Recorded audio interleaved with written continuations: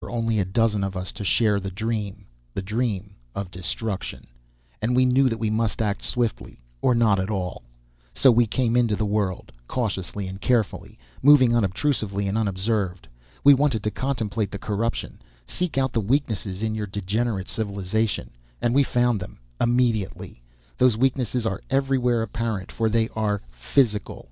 You're one of a dying race, Littlejohn. Mankind's days are numbered. There's no need for grandiose schemes of reactivating warheads in buried missile centers, of loosing thermonukes upon the world. Merely by killing off the Central Council here in New Chicago, we can accomplish our objective. A dozen men die, and there's not enough initiative left to replace them. It's as simple as that, and as complicated. Harry Collins nodded. Yes, as complicated, because the only weaknesses we've observed are physical ones. We've seen enough of the ways of this new civilization to realize that. All of the things I hated during my lifetime have disappeared now. The crowding, the competition, the sordid self-interest, the bigotry, intolerance, prejudice, the antisocial aspects of society are gone. There is only the human race, living much closer to the concept of utopia than I ever dreamed possible. You and the other survivors have done well, Littlejohn. And yet you come to kill us? We came for that purpose because we still retained the flaws and failings of our former cultures.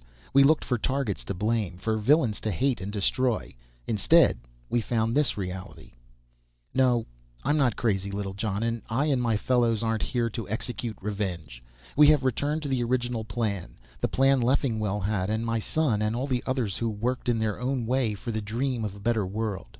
We come now to help you before you die, before we die. Littlejohn looked up and sighed.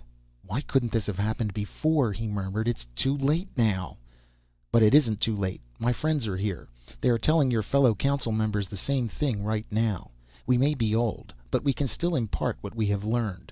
There are any number of technological developments to be made. We can help you to increase your use of atomic power. There's soil reclamation and irrigation projects and biological techniques. You said it yourself, Littlejohn whispered. We're a dying race. That's the primary problem, and it's an insoluble one. Just this afternoon. And he told him about the interview with Thurman. Don't you understand? Littlejohn concluded. We have no solution for survival. We're paying the price now because for a while we wouldn't heed history. We tried to defeat nature, and in the end, nature has defeated us. Because we would not render unto Caesar the things which are... Harry Collins smiled. That's it, he said. What? Caesar. That's the answer. Your own medical men must have records. I know because I learned medicine from my son. There used to be an operation, in the old days, called a Caesarean section, used on normal women and on dwarfs and midgets, too, in childbirth. If your problem is how to deliver normal children safely, the technique can be revived. Get hold of some of your people. Let's see what data they have on this. I'll be glad to furnish instruction. There was excitement after that. Too much excitement for Littlejohn. By the time the council had assembled an emergency session, by the time plans were formulated and he returned to his own dwelling in the helicopter, he was completely exhausted. Only the edge of elation sustained him, the realization that a solution had been found.